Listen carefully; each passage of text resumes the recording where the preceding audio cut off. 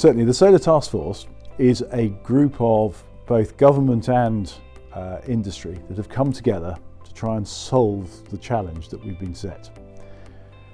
The challenge is, how do we deploy 70 gigawatts of generation capacity from a standing start of about 15 by 2035?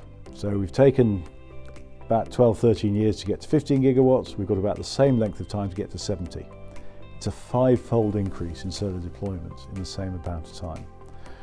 And so the Solar Task Force is about 12 of us have come together, both taken from government and from industry, to identify what the blockers are, what the environment needs to be able to create it, and what the opportunities are to really roll this capacity out.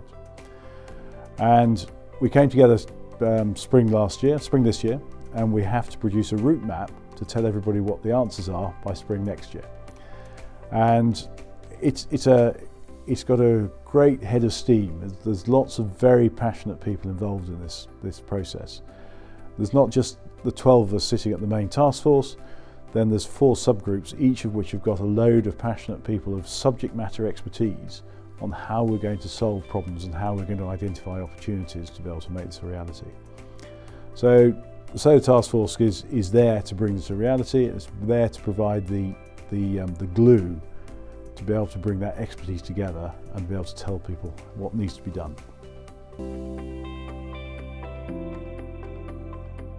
So this is my baby. This is the group I chair, and we've been hard at work doing all sorts of things. As an overarching theme, we've recognised in the supply chain group that if Solar UK is going to provide a much larger part of the UK energy matrix, we have to provide a secure, reliable and effective infrastructure that's economic to install and easy to maintain.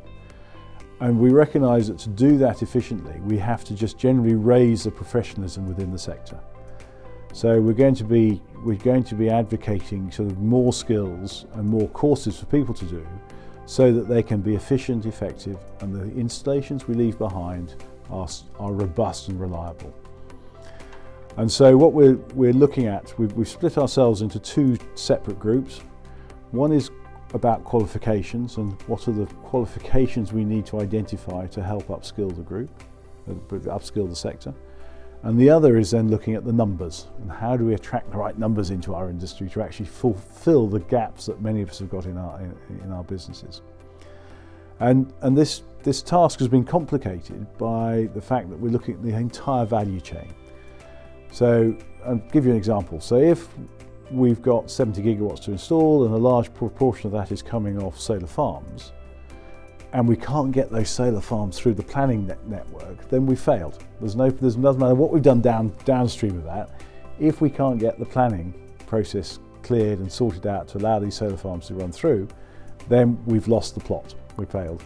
And so our remit is right the way across this value chain from start to finish. And so we're looking at people from planners in local authorities right the way through the designers and the funders and the deliverers right the way through to maintenance and O&M.